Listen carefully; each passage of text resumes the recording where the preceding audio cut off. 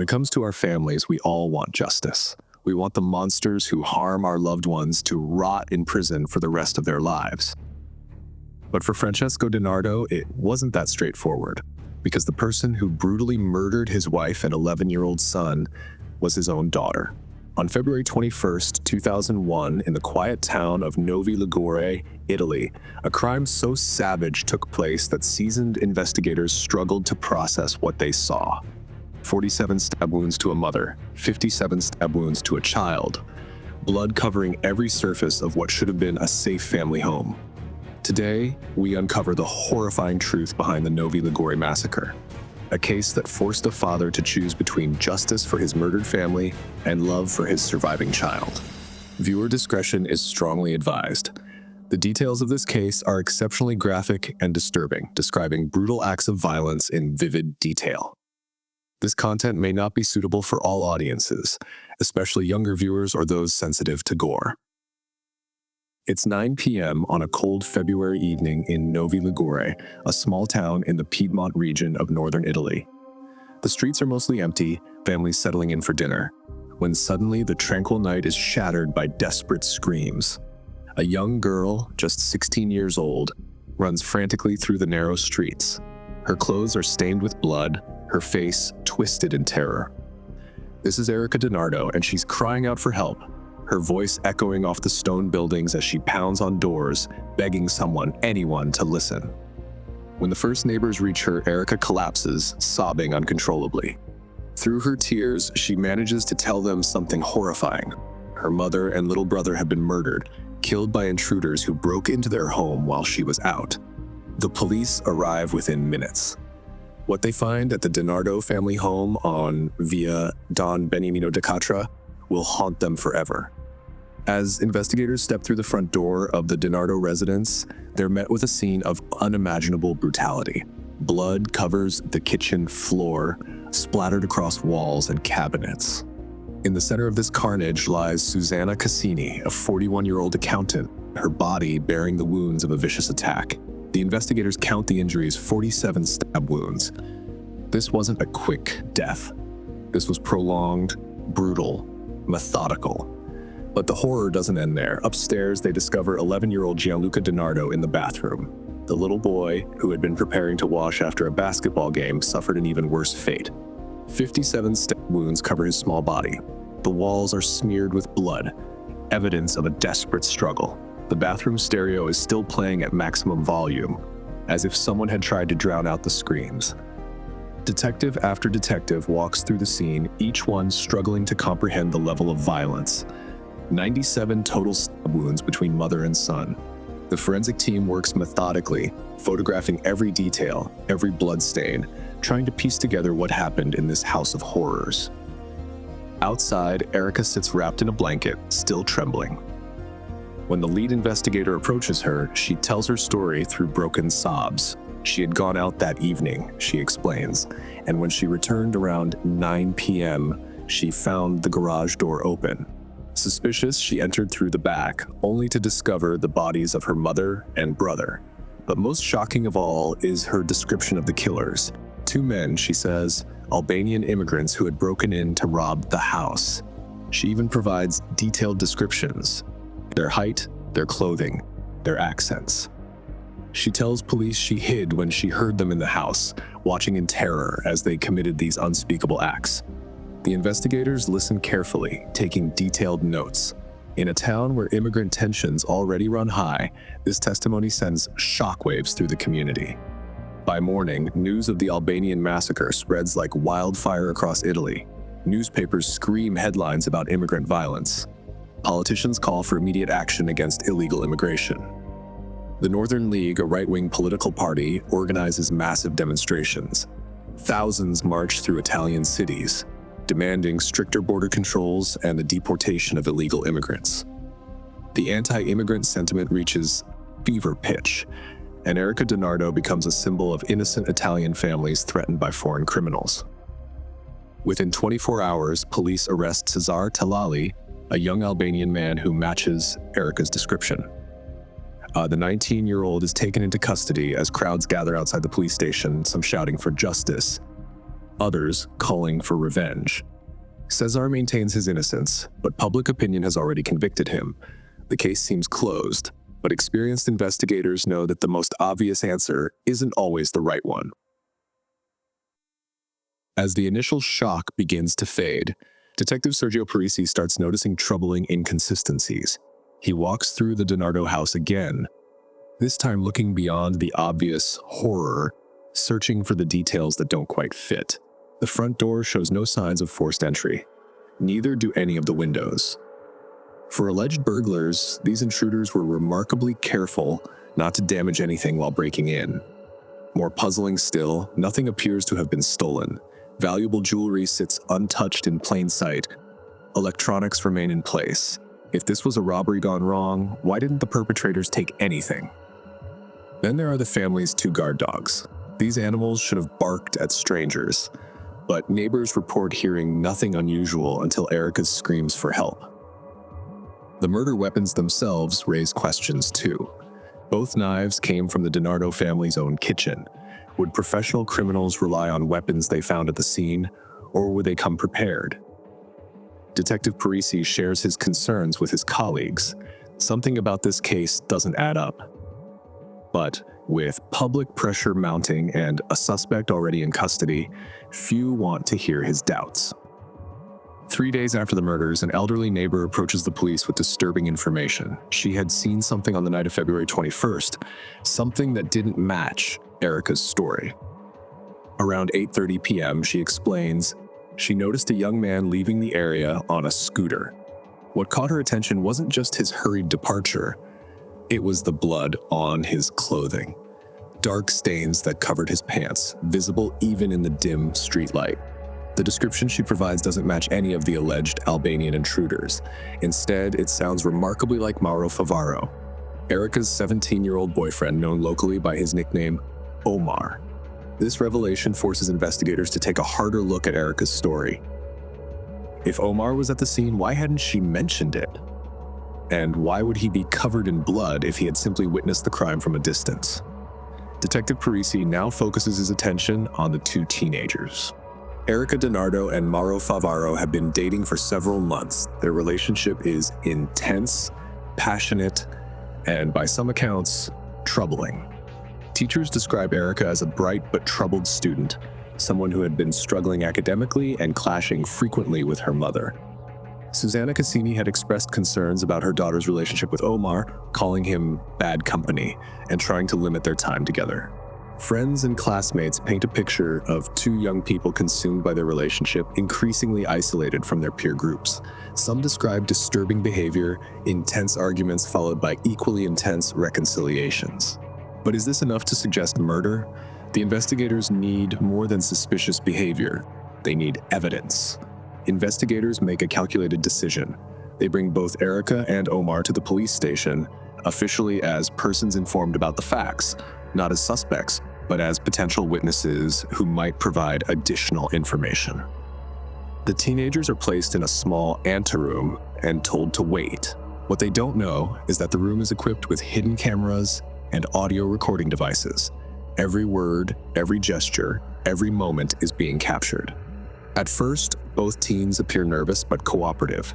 They sit quietly, occasionally whispering to each other. But as the minutes pass and they believe they're alone, their conversation takes a dramatic turn. What happens next in that small room will become the key evidence in one of Italy's most notorious murder cases. Omar begins questioning Erica about the descriptions she gave to police. He's agitated. Even though police captured Cesar Talali as a suspect, Omar worried that her description of the alleged Albanian intruders looks too much like him. His concerns are valid. The physical description she provided could easily match his appearance. As their conversation continues, the hidden cameras capture something extraordinary.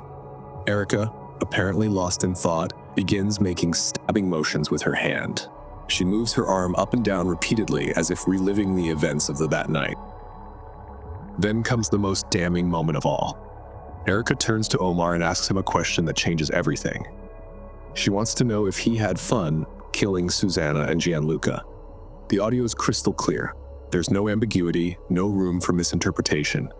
In that moment, both teenagers have implicated themselves in the murders. But the surveillance continues and more disturbing details emerge. Omar appears worried about being discovered, expressing his fears about the investigation closing in on them. But Erica shows no such concern. She remains cold, calculating, completely remorseless. While Omar frets about their situation, Erica displays a chilling lack of empathy. She discusses the murders as if they were nothing more than an inconvenience. Most disturbingly of all, she casually reminds Omar to dress well for the funeral, their victim's funeral, scheduled for the following day. The contrast is stark. Omar, despite his participation in the murders, shows signs of anxiety and guilt. Erica, however, demonstrates a level of callousness that shocks even experienced investigators. She is the one in control, the one without remorse, the true architect of this family massacre. The investigators watching from the next room can hardly believe what they're hearing. The grieving teenager, the innocent victim who had seemingly lost everything, was actually one of the killers. Armed with this devastating evidence, investigators finally pieced together what really happened on the night of February 21st, 2001. The evening began like any other in the DiNardo household. Francesco DiNardo, Erica's father, left around 7 p.m. to play soccer with friends, asking his daughter if he would be home in time for dinner. Erica appeared happy, telling him yes. But she already knew he wouldn't be coming home to a family dinner. Omar had been hiding nearby the house, waiting for Erica's signal. When Francesco left, Erica called her boyfriend and let him into the house, directing him to hide in the bathroom with gloves already on his hands. This wasn't a crime of passion. It was carefully planned, coldly calculated. When Susanna Cassini and 11-year-old Gianluca returned home at 7:30 p.m., they walked into a trap. An argument began in the kitchen between mother and daughter. The same arguments they'd been having for months about Erica's poor grades and her relationship with Omar. But this time, instead of storming off to her room, Erica reached for a kitchen knife. The first blow struck her mother, but this wasn't a moment of heated reaction. Omar emerged from his hiding place, already wearing gloves, ready to help his girlfriend carry out their horrific plan. They covered Susanna's mouth to muffle her screams and began stabbing her repeatedly. 47 times they drove the blade into her body. Even as she was dying, Susanna begged for her daughter's forgiveness and pleaded with them to spare little Gianluca. But mercy was not part of their plan. Gianluca had been upstairs in the bathroom, preparing to wash after his basketball game when he heard the screams. The 11-year-old boy came downstairs and witnessed his mother's murder in absolute terror. Now the killers turned their attention to him. Erica struck him first, drawing blood, and then both teenagers forced him back upstairs. Their bloody footprints marked the stairs and walls, a trail of evidence they would later try desperately to clean. In Erica's bedroom, Gianluca was stabbed again. Despite his injuries, he managed to break free and run to the bathroom where he hoped to hide. But with Omar and Erica blocking the exit, there was nowhere to go. What happened next defies comprehension. To cover the sound of what they were about to do, Erica turned her stereo to maximum volume. Then, in a series of increasingly desperate attempts, they tried to kill the boy without making more noise. First, they tried to force him to swallow rat poison. When that failed, they attempted to drown him in the bathtub. But Gianluca, though wounded and weakening, fought for his life with everything he had. In the struggle, he managed to bite Omar's hand, opening a large wound that left the killer's DNA at the scene. Enraged by the boy's resistance, Omar and Erica abandoned their attempts at a quiet death. They took the same knife they had used to kill Susanna and stabbed Gianluca 57 times. The 11-year-old boy's agony lasted 15 minutes. His screams and cries for help were drowned out by the music blasting from his sister's stereo. When it was over, when both mother and son lay dead, the teenage killers returned downstairs. Incredibly, they began arguing about whether to wait for Francesco DiNardo to return so they could kill him too. Erica wanted to complete the massacre, but Omar, exhausted and injured from his bite wound, refused. They spent precious minutes trying to clean up the blood, but the task was impossible. Instead, they focused on the evidence, washing the knives to remove fingerprints, throwing one weapon in the garbage along with Omar's bloody gloves. At 8:30 p.m., Omar left the house on his scooter.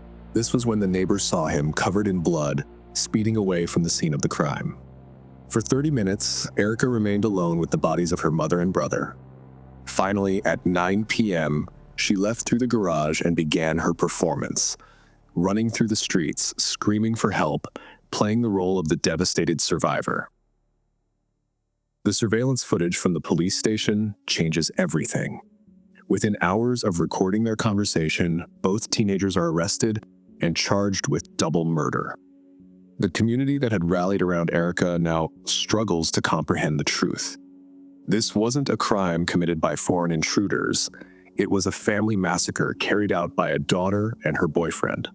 Cesar Tellali, the innocent Albanian teenager who had been arrested based on Erica's false testimony, is immediately released. The damage to his reputation and the trauma of his wrongful arrest will follow him for years. Political leaders who had used the case to fuel anti-immigrant sentiment are forced to confront their roles in the hysteria. Piero Fassino, then Minister of Justice, publicly acknowledged the harm done, stating that someone should beg the pardon of immigrants for the degree of incivility shown. As investigators dig deeper into the teenagers' backgrounds, a disturbing picture emerges. This wasn't a random act of violence. It was the culmination of months of escalating tensions and increasingly disturbing behavior. Understanding why two teenagers could commit such horrific acts becomes crucial to the case.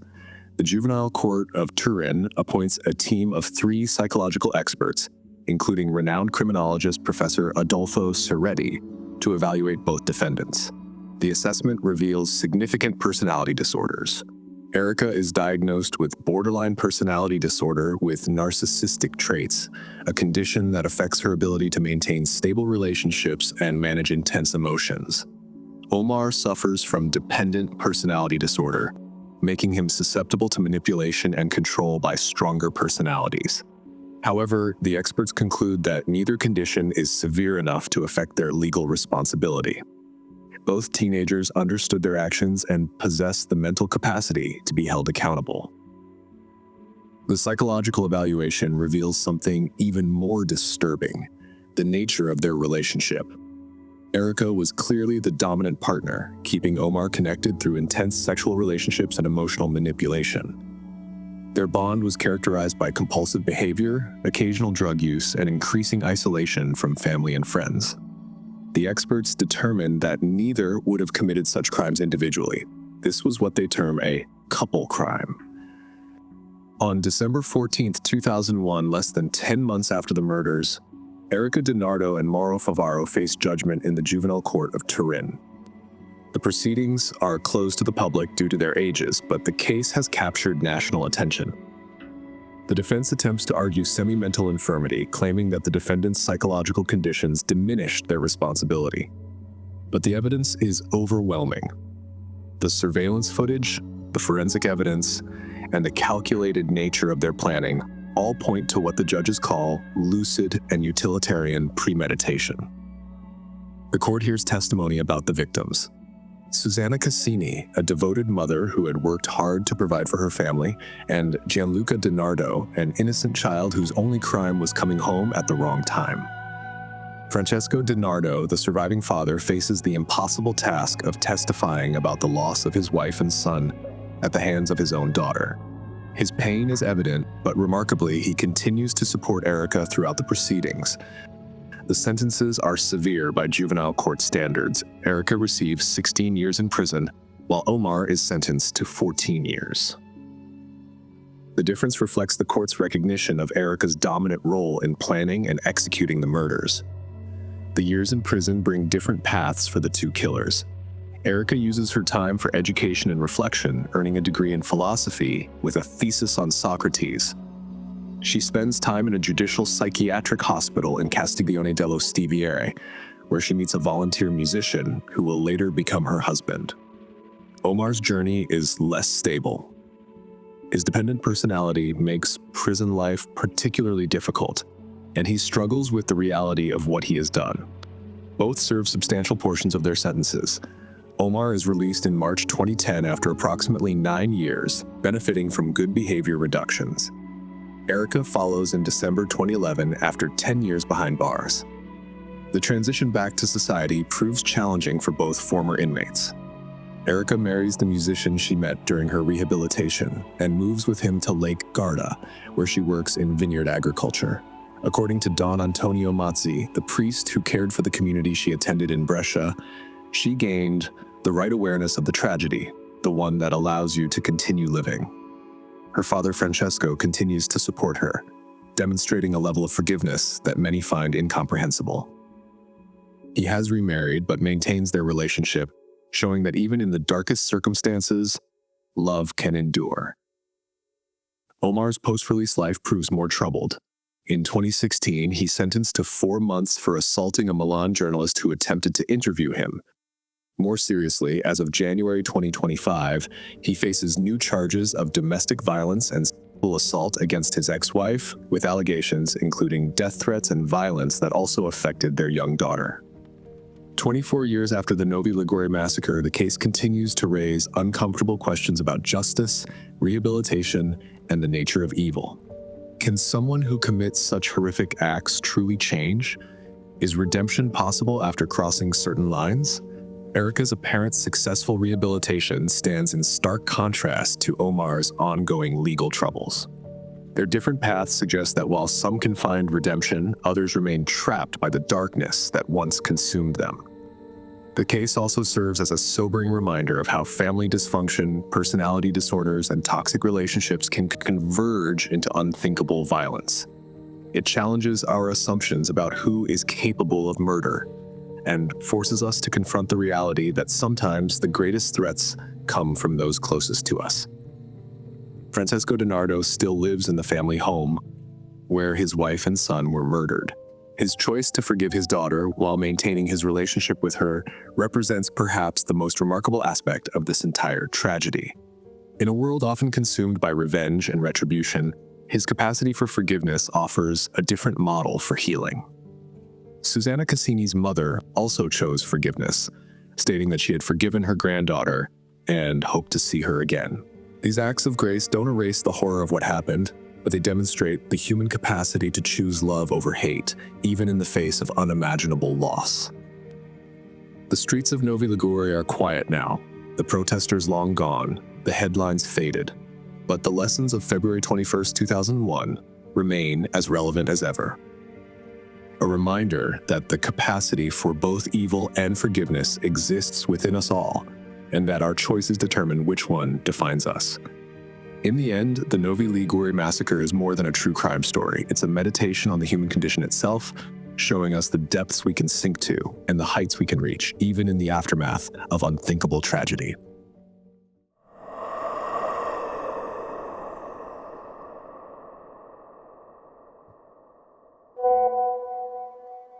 As meninas me chamaram pra ir comer lá no Jaó. Vamos pagar a broca hoje. Aí eu tô indo.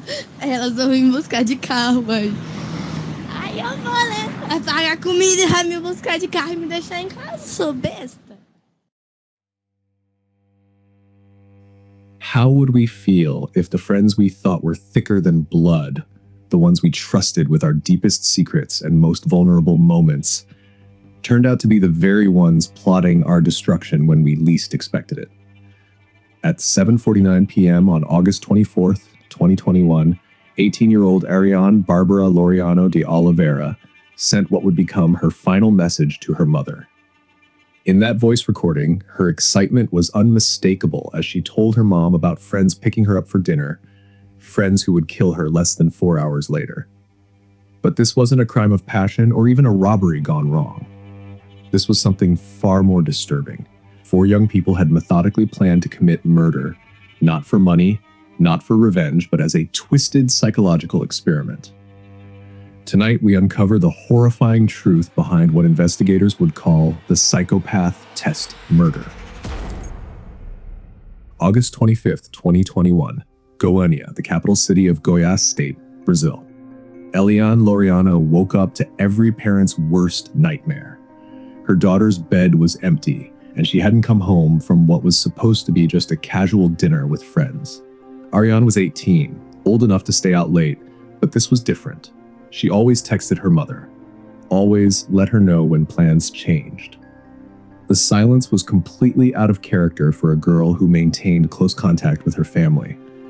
By midday, when there was still no word from Ariane, Eliane knew something was terribly wrong. She contacted the police and filed a missing person report, her voice shaking as she described the last time she'd seen her daughter getting ready to go out with her close friends. The hours turned into days, 48 hours, 72 hours, still nothing. As word of Ariane's disappearance spread through their social circle, the very friends she'd gone out with that Tuesday night became the most vocal advocates for finding her.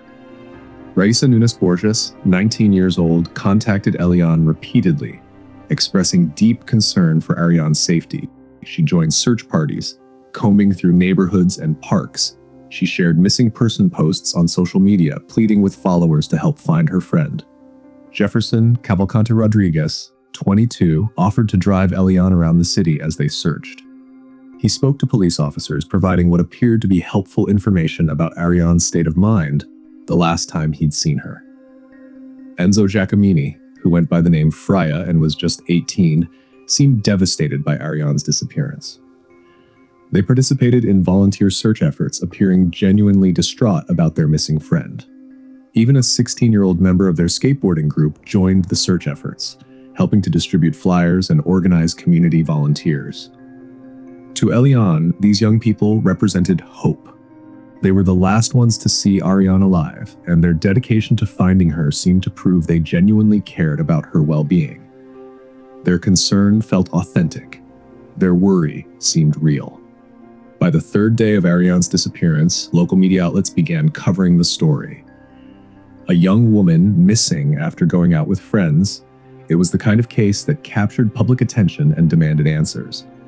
Television reporters interviewed Eliane, broadcasting her desperate pleas for information. The missing person case was featured on news programs, with Ariane's photograph displayed alongside appeals for anyone with information to come forward. The media attention brought both hope and additional pressure. Hope that someone somewhere might have seen something that could lead to Ariane. Pressure on law enforcement to find answers for a grieving mother and a concerned community. Detective Marcos de Oliveira Gomes was assigned to lead the investigation. From the beginning, he suspected this wasn't a typical missing person case. The circumstances were too unusual. The complete silence from a young woman who maintained regular contact with her family was troubling. As the investigation intensified, police began examining surveillance footage from around the city, looking for any trace of Ariane or the friends she'd been with that night. On August 31st, 2021, 7 days after Ariane had excitedly left home for what she thought would be dinner with friends, a passerby in the Cerro neighborhood noticed a terrible smell coming from a wooded area. When police investigated, they discovered what every officer dreads finding: a body badly decomposed and partially hidden in dense vegetation. The remains were so deteriorated that immediate identification was impossible. But in her heart, Eliane already knew. The location, the timing, it all pointed to the worst possible outcome. Forensic investigators used fingerprint analysis to confirm what everyone feared. The body belonged to Ariane Bárbara Laureano de Oliveira. The search was over. The investigation was just beginning. The discovery of Ariane's body changed everything. This was no longer a missing person case. It was a murder investigation. Detective Gomes immediately focused on the last people known to have seen Ariane alive, her 4 friends who had been so helpful during the search efforts. Something about their behavior during the investigation had troubled him from the beginning. Surveillance cameras throughout the city had been quietly recording on the night of August 24th. When investigators reviewed the footage, they discovered something crucial. Jefferson's vehicle had been captured on camera in the vicinity of where Ariane's body was found, precisely during the time frame when she had gone missing. This wasn't just a coincidence. The location was remote, not somewhere you drive unless you had a specific purpose. When confronted with this evidence, Jefferson became the first to crack under pressure. In the interrogation room, faced with undeniable evidence placing his car at the crime scene, Jefferson Cavalcante Rodriguez broke down and confessed. But what he revealed was far more disturbing than investigators had imagined. This wasn't a crime of passion or an accident gone wrong. It was a premeditated murder, which planned in advance by the very people who had spent days helping search for Ariane's body. Jefferson's confession opened the floodgates. One by one, the other perpetrators were brought in for questioning, and piece by piece, the horrifying truth emerged. As investigators dug deeper into the perpetrators' backgrounds and motivations, a chilling picture began to emerge. The mastermind behind this horrific crime was Raisa Nunes Borges, the same young woman who had seemed so concerned about Ariane's disappearance. For weeks leading up to the murder, Raisa had been consumed by a disturbing obsession. She believed she might be a psychopath, and she'd become convinced there was only one way to find out for certain: by committing murder and analyzing her emotional response. This wasn't a sudden impulse or a mental break. According to police investigators, Raisa had methodically researched her twisted theory. She told her friends she didn't have any feelings and needed to conduct what she called a practical test on herself. But she couldn't do it alone. She needed accomplices, and she found them in her own social circle. The confessions revealed the extent of the perpetrator's planning. 24 hours before Ariane's murder, the four friends had sat down together and created something horrifying: a list of 3 people they were considering killing. This wasn't random selection. They had specific criteria for choosing their victim. They wanted someone small, someone physically vulnerable, someone who couldn't fight back effectively if they tried to escape. Ariane, petite and trusting, fit their requirements perfectly. Jefferson revealed that he'd prepared for the murder by lining his car trunk with plastic bags. He'd obtained 2 knives specifically for the killing. Most disturbing of all, they'd even selected a soundtrack, music about homicide, that would play during the murder.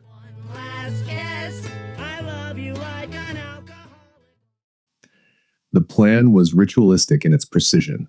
When the music reached a specific point, Jefferson would snap his fingers. That would be the signal for the killing to begin.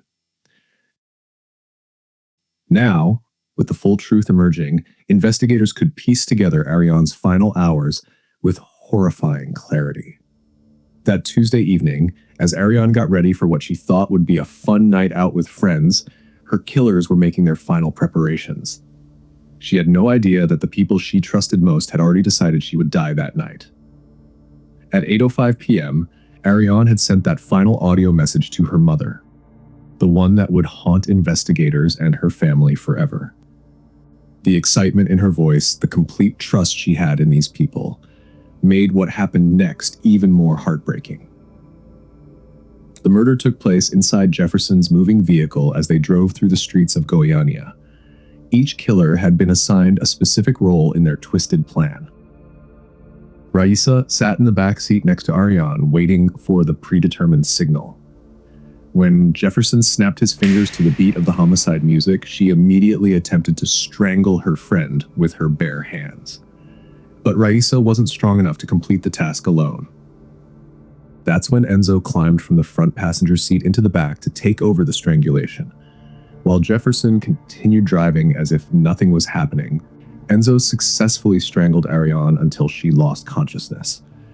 But they weren't finished with their horrific experiment. Once Ariane was helpless, both Raisa and the 16-year-old accomplice used the knives Jefferson had provided to stab the unconscious girl multiple times. Within minutes, it was over. Ariane, who had trusted these people enough to get in a car with them late at night, was dead.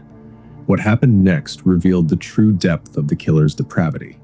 After confirming Ariane was dead, they drove to the wooded area in Setorjal and dumped her body in the dense vegetation. Then, in a display of shocking callousness, they went to a shopping mall and shared a meal together, just as they'd promised to do with Ariane. Security cameras captured them appearing relaxed, normal, even happy. You'd never guess they'd just committed murder. But perhaps most disturbing was what came next. They returned to their daily lives as if nothing had happened. They posted on social media, they interacted normally with friends and family, and when Ariane's mother reported her missing the next day, they became the most concerned friends imaginable. They joined search parties. They comforted Eliane.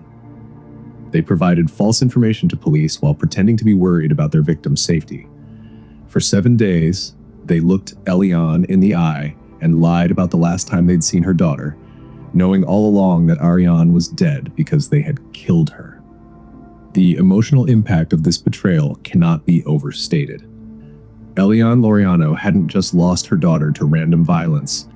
She'd been deceived by the very people she trusted to help find Ariane. These weren't strangers who had targeted her child. They were people she'd welcomed into her home, people she'd fed at her dinner table, people she'd trusted with her daughter's safety. Listen, a Barbie girl. Ew. During the investigation, it emerged that Ariane had regularly sent her mother videos showing who she was spending time with. In some of those videos, recorded just days before her murder, Ariane was laughing and joking with the very people who would kill her. The audio message Ariane sent on her final night, her excitement about friends paying for dinner and giving her a ride, captured the complete trust she had in people who had already decided to end her life. That trust, preserved forever in the police files, serves as both a heartbreaking reminder of Ariane's innocence and a stark warning about the evil that can hide behind familiar faces. In September 2021, armed with confessions and physical evidence, police arrested all 4 perpetrators. The minor was processed through the juvenile system due to age, while the 3 adults faced charges of murder and concealment of a corpse. The evidence against them was overwhelming. Forensic analysis of Jefferson's car revealed traces of Ariane's blood. Clothing worn during the murder still bore bloodstains. One of the murder weapons was recovered during searches of the suspects' homes. But most damning were their own confessions, which revealed not just the mechanics of the murder, but the twisted psychological motivation behind it. Enzo Giacomini, known as Freya, was the first to face trial in March 2023. Despite defense arguments that Freya had no prior knowledge of the murder plan and only became aware of what was happening while in the vehicle, the jury wasn't convinced. The prosecution presented evidence that all 4 perpetrators had participated in planning the crime. Phone records, witness testimony, and the defendants' own statements painted a picture of a group effort to commit murder. On March 13, 2023, Freya was convicted of both homicide and concealment of a corpse, receiving a sentence of 15 years in prison. The joint trial of Raisa Nunes Borges and Jefferson Cavalcante Rodriguez took place in August 2023, nearly 2 years after they had murdered their friend and spent a week helping search for her body. Throughout the proceedings, Eliane Laureano was present, seeking justice for her daughter and closure for herself. Both defendants made full confessions during the trial. Raisa admitted to delivering the first stab wound to Ariane, though she claimed to feel remorse. "I wouldn't be able to sleep if I didn't tell the truth. So many times I've asked God to bring Ariane back." Jefferson attempted to claim he'd acted under duress, alleging that Raisa had threatened him and his family if he didn't participate. However, psychiatric evaluations confirmed that both defendants were fully aware their actions were criminal and had participated willingly. After 14 hours of deliberation, the jury returned guilty verdicts for both defendants. Raisa Nunes Borges was sentenced to 15 years in prison plus fines. Jefferson Cavalcante Rodriguez received 14 years in prison plus fines. Both announced plans to appeal their sentence, but the message was clear. Their psychopath test had failed completely, revealing them to be nothing more than cold-blooded killers. The role of a 16-year-old girl whose identity remains protected under the child and adolescent statute, known in court documents only as Sarah. What emerged during the adult trials painted a chilling picture of this minor's involvement. Far from being a reluctant participant swept up in someone else's crime, testimonies revealed she may have been the true architect of evil that night. According to Raisa's confession during her 2023 trial, it was Sarah who called her back to the rear seat of the vehicle, instructing her to stab the unconscious Ariane. But perhaps most disturbing were the words this 16-year-old allegedly spoke after witnessing the murder unfold. Sarah remarked to Freya, "I'm proud of you, but Raisa, I'm disappointed in you because you didn't finish her off. Raisa testified, her voice breaking as she recounted the miners' cold assessment of their victims' final moments.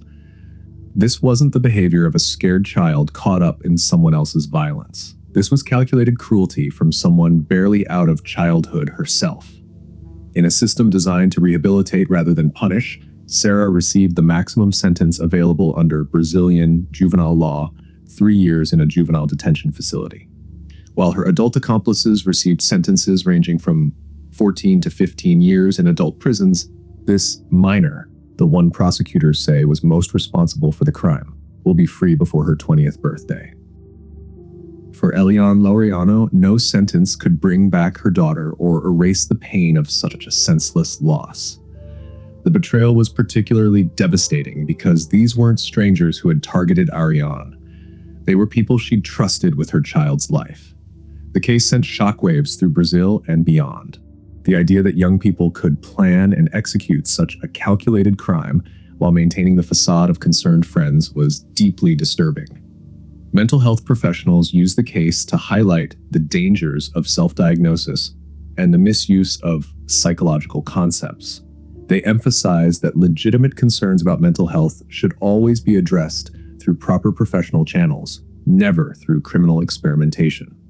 The case also raised troubling questions about the influence of popular media portrayals of psychology and the potential for disturbed individuals to misinterpret or misuse such information. As we conclude this investigation, it's crucial to remember Ariane Bárbara Laureano de Oliveira not just as the victim of a sensational crime, but as a young woman whose life was filled with promise and joy. She was 18 years old, passionate about skateboarding, devoted to her mother, and blessed with the ability to see good in the people around her. Her trust in others, captured in that final audio message, reflected a beautiful innocence that made her both beloved and vulnerable. The psychopath test that Raisa Nunes Borges conducted revealed nothing meaningful about psychology or mental health, but it revealed everything in capacity for calculated cruelty that exists in our world.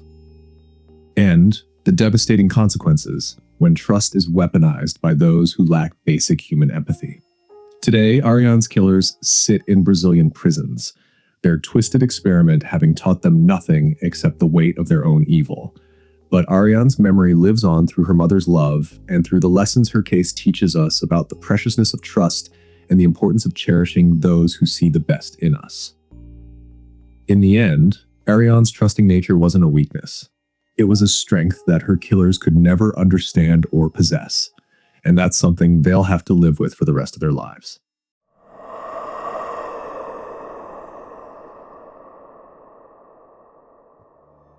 You know, in every neighborhood, there's always that one person everyone admires, the successful one, the helpful one, the one who seems to have it all figured out. In a quiet village called Koodathai in Kerala, India, that person was Jolly Joseph. She was a college professor, respected, well-dressed, always smiling. Every morning, neighbors would see her leave for work at the National Institute of Technology. She drove her white car with confidence, wearing crisp cerise, carrying her college ID card around her neck. But here's the thing. Jolly Joseph was living a lie, and that lie was so massive, so carefully constructed that it took 14 years for anyone to realize the truth. By then, 6 people were dead. Can you imagine? 6 members of the same family, gone, all under mysterious circumstances, all with one person present every single time. This is the story of how a woman fooled everyone and got away with murder for over a decade. Before we dive into the first death, it's important to understand the setting where this tragic story unfolded, the Panamatam house in Koodathai.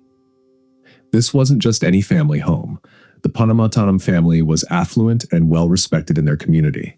Tom Thomas, the patriarch, was a retired senior clerk from the state education department, and his wife, Anama, was a retired school teacher. They lived in a large, comfortable house and were looked up to by neighbors as pillars of the community. Their children included Roy Thomas, the eldest son who married Jolly Joseph, along with his siblings Rojo and Renji. The family was closely knit and influential, often guiding others in educational and community matters. Jolly came into the Panamatam household in 1997 when she married Roy Thomas, the eldest son of the family. Roy was jobless at the time, but belonged to a respected and well-off family. Jolly, who claimed to be highly educated and presented herself as a promising woman, quickly settled into the large family home, blending into the community with a friendly and caring demeanor.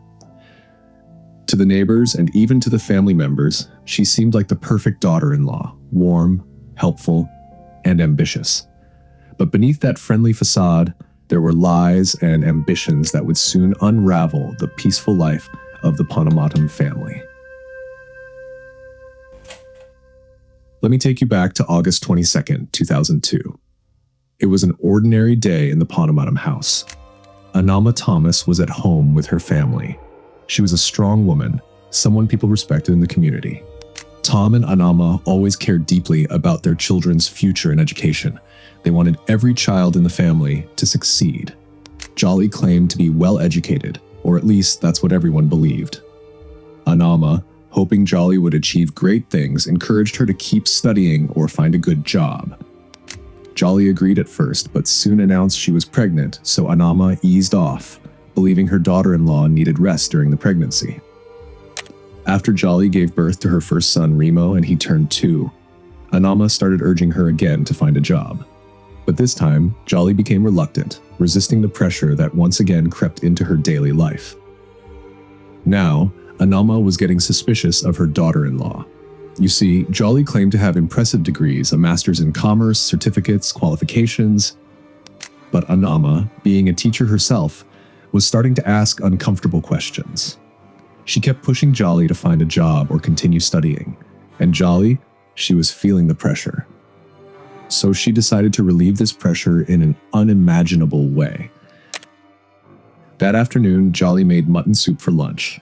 Anama ate it. Within minutes, she felt dizzy. Then she collapsed. Everyone panicked. They rushed her to the hospital, but it was too late. The doctors said it was a heart attack, a sudden, tragic heart attack. The family was devastated, but they accepted it. Why wouldn't they? Anama was in her 50s. These things happen, right? No one suspected anything. No one asked for an autopsy. And Jolly? She played the role of the grieving daughter-in-law perfectly. But here's what no one knew. Anama Thomas didn't die of a heart attack. She was poisoned. And this was just the beginning. Jolly always looked up to Anama and wanted everything she had. Respect, the matriarchal authority within the house, and the admiration of the community as a well-known teacher. So when Anama was gone, Jolly saw her chance. She decided she would step into that powerful role herself and become the new center of respect and decision-making in the family. After Anama's death, something interesting happened. Jolly started taking more control of the household. She became closer to her father-in-law, Tom Thomas, and around this time, she created an entire fake life. Listen to this carefully, because this is where it gets absolutely crazy. In 2005, Jolly told everyone she got a job. Not just any job, a lecturer position at the prestigious National Institute of Technology, NIT Calicut. She even had a fake ID card made. Every single morning for the next 14 years, she would leave the house dressed professionally, drive to NIT, and do you know what she did there? She would sit in the canteen, eat lunch alone, maybe visit the library, and then come back home. She wasn't working there. She never worked there. The college confirmed later that they had never employed anyone named Jolly Joseph. Not as a professor, not as a guest lecturer, not in any capacity whatsoever. But her act was so convincing that no one questioned it. She would talk about her colleagues, her students, her salary of 65,000 rupees per month. She created stories about study tours, faculty meetings, even attending colleagues' weddings. It was all fake. Every single bit of it. Can you imagine the level of planning that takes? The commitment to a lie that big? Well, Jolly wanted this facade for several reasons. She craved respect, power, and financial independence, things she believed would come with being seen as a successful, educated woman. By pretending to be a college professor at the prestigious National Institute of Technology, she secured a higher social status and earned the trust of her family and neighbors. This false identity gave her the perfect cover to manipulate those around her without suspicion, while also masking her lack of real qualifications and hiding the darker intentions she was quietly pursuing. Fast forward to August 22nd, 2008. Notice anything? Exactly 6 years after Anama's death, to the exact date. Tom Thomas, Jolly's 66-year-old father-in-law, was about to die. Now, Tom owned valuable property, land, and the family house. And Jolly wanted it as an inheritance. She was worried that Tom might transfer everything to his younger son, Rojo, who was living in the United States. She couldn't let that happen. At the same time, Jolly was having an affair with Roy's cousin, MS Matthew. Matthew had always been around the family, so his visits never raised eyebrows at first. But Tom, Roy's father, started to sense something wasn't right between his daughter-in-law and Matthew. At first, Tom tried to ignore his suspicions, thinking maybe he was just imagining things. But one day, Tom returned home when no one else was there and caught Jolly and Matthew in an intimate moment. It was the first time anyone caught Jolly red-handed. Not wanting to shame the family or break his son's heart, Tom quietly confronted them, warning Matthew to stay away and telling Jolly he wouldn't tolerate this behavior anymore. That moment made Jolly feel cornered. For her, the only way to keep her secrets safe and secure her place in the family was to silence her father-in-law forever. So Jolly did something clever. She called Tom while he was visiting his daughter in Sri Lanka and made up a story. She told him she was pregnant and that Roy, his son, was drinking too much and not caring about her. Tom, being a caring father, immediately came back home. He walked straight into a trap. Before Tom returned, Jolly had already done something shocking. She forged his will. She created a fake document that said all his property should go to her and Roy. She even got help from a local politician named Manoj to make it look legitimate.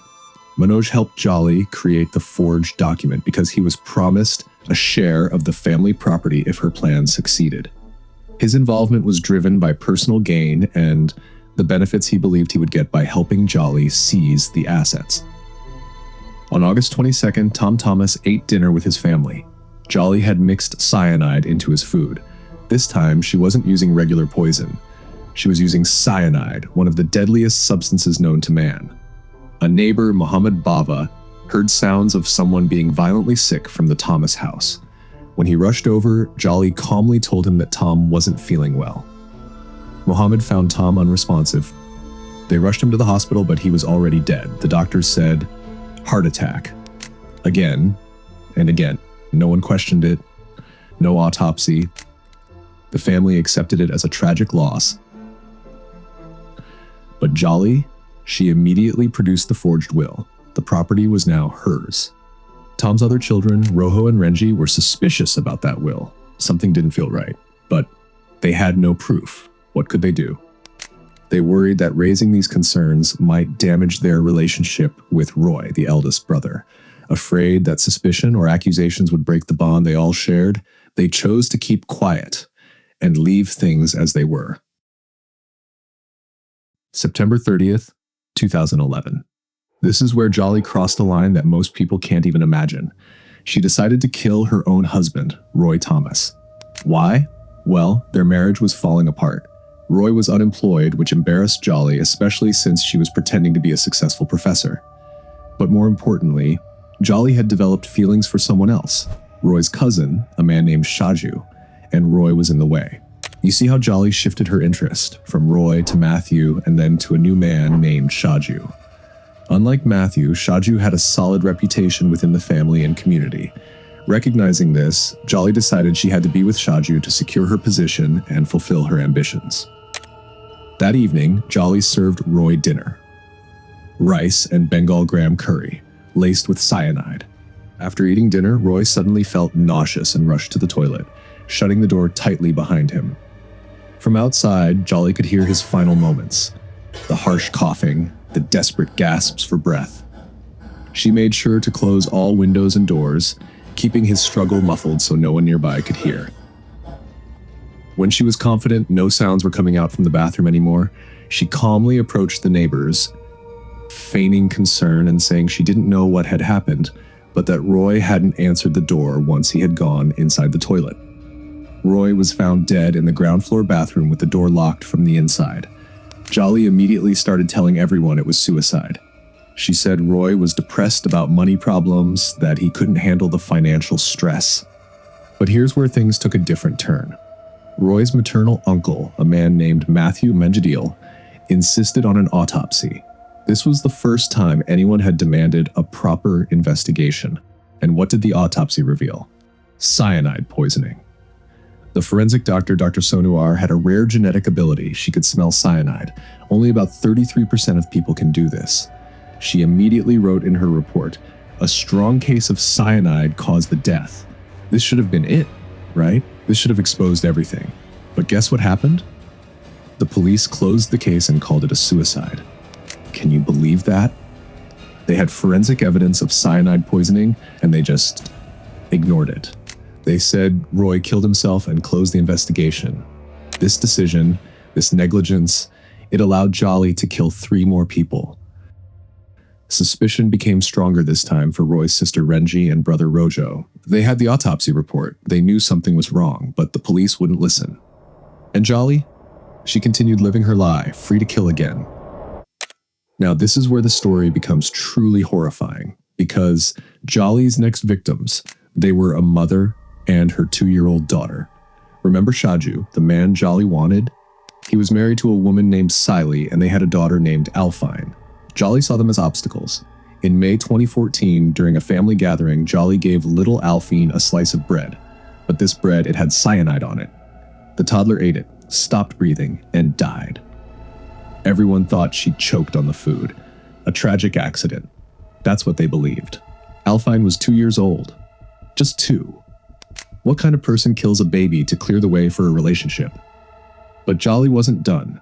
In 2016, she killed Siley too. Siley went into depression after she lost her child, and guess who was taking care of her?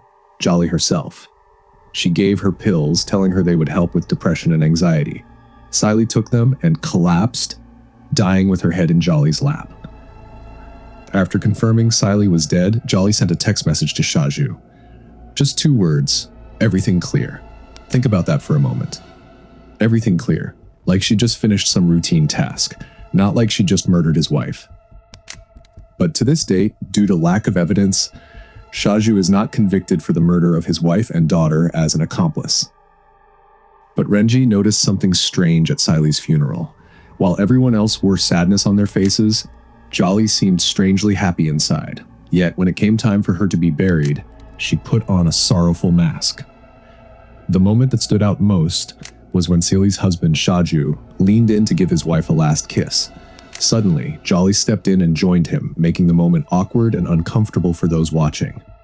This odd behavior didn't escape Renji's watchful eyes, raising more doubts in her mind about Jolly's true feelings and intentions. Less than a year later, in 2017, Jolly and Shaju got married. She had eliminated his wife and daughter, and now she had what she wanted.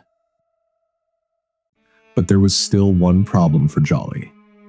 Remember Matthew Manjadil, the uncle who had insisted on Roy's autopsy? He was still asking questions. He was still suspicious. He was still a threat. On February 24th, 2014, Jolly visited Matthew Manjadil at his home. Knowing he was a regular drinker, she quietly added cyanide to his alcoholic drink without him noticing. Matthew drank as usual, following his regular routine, but the poison didn't kill him outright.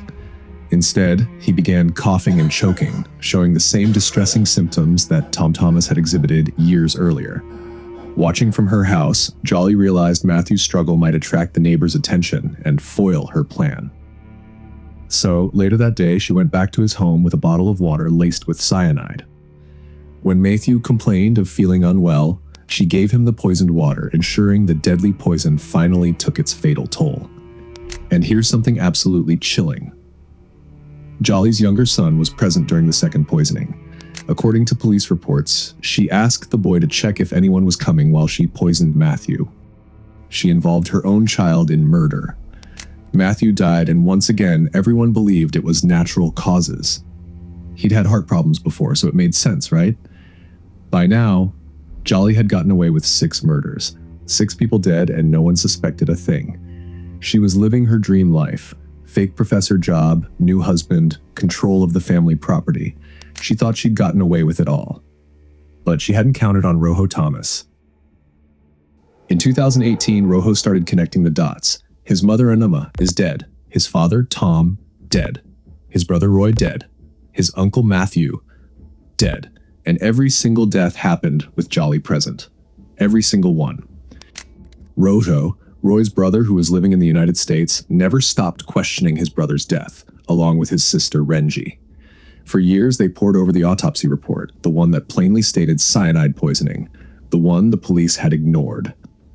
At the same time, Renji decided to bring their concerns directly to Jolly's and Roy's son, Remo. She told him straight.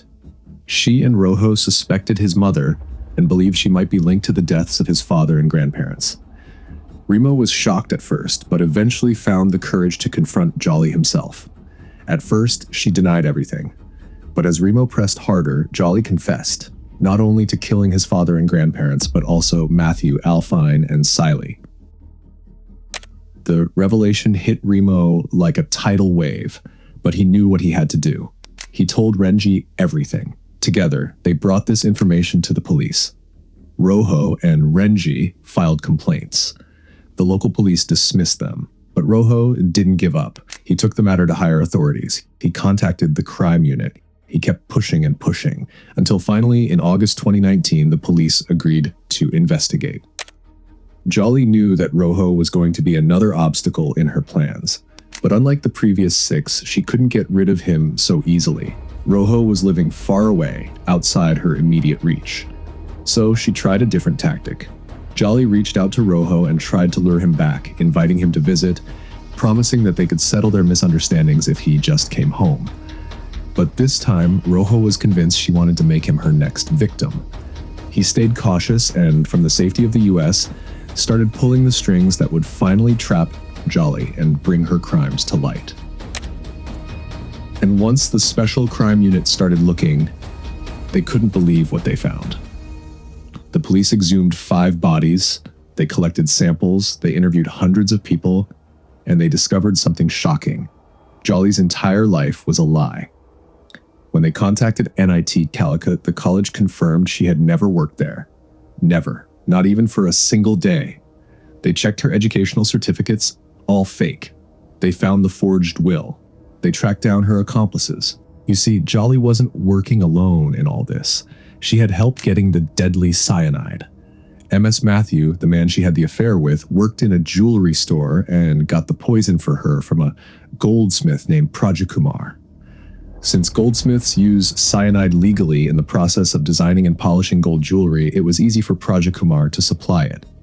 Matthew paid 5,000 rupees and 2 bottles of alcohol for the cyanide, telling the goldsmith it was needed to kill rats. The evidence was overwhelming. The pattern was undeniable, and on October 5th, 2019, the police finally arrested Jolly Joseph. When the news broke, Kerala was in shock. India was in shock. A respected professor, a church-going woman, a seemingly loving family member, was actually a serial killer who had murdered 6 people over 14 years. Hundreds of people gathered outside the court when Jolly was brought for her appearance. Some booed, some just stared in disbelief. During interrogation, Jolly confessed to all 6 murders. She explained her motives, property, money, relationships, eliminating threats. She provided details about how she carried out each killing. She even admitted to carrying a small bottle of cyanide in her handbag, ready to use whenever an opportunity arose. But here's something interesting. Her confessions kept changing. Details would vary between interrogation sessions. Sometimes she remembered things, sometimes she didn't. This became a problem for the prosecution later. The police also arrested 3 accomplices. MS Matthew and Prakumar for supplying the cyanide, and Manoj for helping forge Tom Thomas's will. All 4 were charged with multiple counts of murder, conspiracy, and forgery. Now, you'd think with confessions and clear patterns, this case would be straightforward, right? But it wasn't. Not even close. When the bodies were exhumed and tested, the forensic results were disappointing. Only 2 bodies, Roy Thomas and Silly Shaju, showed traces of cyanide. The other 4? Nothing. No cyanide detected at all. Why? Because cyanide degrades over time. It's unstable. After being buried for 10 to 15 years, it breaks down and becomes undetectable. The forensic experts explained this was completely expected, but it weakened the physical evidence significantly. So the prosecution had to build their case differently. They focused on the pattern. The medical board reviewed all the hospital records and witness statements and concluded that all 6 deaths were caused by poisoning. They had Jolly's confessions, though inconsistent. They had the forged will. They had her fake educational certificates. They had the suspicious timing of each death. Most importantly, they had the testimony of 246 witnesses in just the first case alone. Family members, neighbors, medical staff, everyone who had observed the deaths and Jolly's behavior. The trial began in March 2023. It's been slow. Some witnesses turned hostile. Others struggled to remember details from events that happened years ago. The defense argued that without solid forensic evidence in 4 of the cases, the prosecution couldn't prove murder beyond reasonable doubt. And then something else happened. In February 2020, while waiting for her trial to begin, Jolly tried to take her own life in prison. She slit her wrist, but prison officers couldn't find any sharp object in her cell. Some thought she might have used her teeth. Others believed it was a trick, a way to gain sympathy. What was clear, though, was that Jolly never showed any real regret for taking 6 lives. Instead, she only seemed upset about losing her future, about the collapse of the fake life and carefully crafted facade she had built. In 2021, Shaju Zachariah filed for divorce. He claimed Jolly had manipulated him and endangered his life. In June 2025, the family court granted the divorce. Shaju wanted nothing more to do with the woman who had killed his first wife and daughter. As of now, in October 2025, the trial is still ongoing. The court has examined 124 prosecution witnesses so far in the primary case. More witnesses remain. The defense continues to challenge the circumstantial evidence. The prosecution continues to argue that the pattern, the motives, and the confessions are enough to prove guilt. But you know what gets lost in all the legal proceedings and forensic discussions? The human cost of what Jolly did. 6 people lost their lives. Anama Thomas, a retired teacher who just wanted her daughter-in-law to be honest. Tom Thomas, a father who came home because he thought his family needed him. Roy Thomas, a husband who trusted his wife. Matthew Manjadil, an uncle who insisted on the truth. Little Alphine, who was only 2 years old and never had a chance at life. And Siley, a mother who had already lost her daughter and then lost her own life. Their families were devastated. Rojo and Renji lost their parents and brother. They spent years knowing something was wrong but unable to prove it, unable to get justice. And Jolly's own sons... Can you imagine what it's like to discover your mother is a serial killer, to learn that she killed your father, your grandparents, members of your extended family? They were left to live with relatives, trying to rebuild their lives away from the shame and horror of what their mother did. The community of Koodathai was shattered. Neighbors who used to trust each other started looking at everyone differently. People began questioning deaths they'd previously accepted as natural. The sense of safety that comes from living in a close community, that was destroyed. This case exposed so many failures. The police who ignored forensic evidence of cyanide poisoning and called it suicide. The medical system that didn't conduct autopsies when they should have. The community that accepted too many coincidental deaths without question. But it also showed the power of persistence. Rojo Thomas didn't give up. Even when the police dismissed him, even when it seemed hopeless, he kept fighting for the truth. And eventually, that persistence paid off. The case became famous across India and even internationally. In December 2023, Netflix released a documentary called Curry and Cyanide, the Jolly Joseph Case. It brought global attention to this shocking story of deception and murder. The case changed how people think about trust, about verifying credentials, about questioning suspicious patterns. It became a training case for police academies. It sparked discussions about female criminals and how gender stereotypes can blind us to danger. Because that's the thing. Jolly got away with it for so long, partly because she was a woman, a wife, a mother. People couldn't imagine that someone who seemed so normal, so successful, so caring, could be capable of such calculated evil. As we document this case in October 2025, we're still waiting for the final verdict. The trial continues at the Additional Sessions Court. Witnesses are still being examined. Legal arguments are still being made. If Jolly is convicted on all counts, she could face multiple life sentences or even the death penalty. Her accomplices face varying charges based on their involvement. But regardless of what the court decides, one thing is clear. Jolly Joseph fooled everyone for 14 years. She maintained an elaborate lie while taking 6 lives. She exploited trust, manipulated relationships, and showed no remorse for her actions. The case stands as a reminder that evil doesn't always look like what we expect. Sometimes it looks like a respected professor in a crisp sari, driving to work every morning with a smile. Sometimes it looks like the person you trust most. Thank you for staying with me through this dark and complex story. The Jolly Joseph case is one that makes you question everything. How well do we really know the people around us? How many red flags do we miss because we want to believe the best about others? 6 families lost their loved ones because warning signs were ignored, because investigations weren't done properly, because one woman's ambition and selfishness mattered more to her than human life. As this case moves toward its conclusion in the courts, we can only hope that justice will finally be served for Anama, Tom, Roy, Matthew, little Alphine, and Siley. They deserved better. They deserved to live. And we owe it to them to learn from this tragedy, to question suspicious patterns, to demand proper investigations, and to never let our assumptions about people blind us to the truth. What do you think about this case? Let me know in the comments below. And if you found this story compelling, please share it and subscribe for more true crime stories that need to be told. Thanks so much for joining me on this journey into one of India's most shocking criminal cases. Until next time, stay safe, stay aware, and remember, sometimes the most dangerous people are the ones who seem the most normal.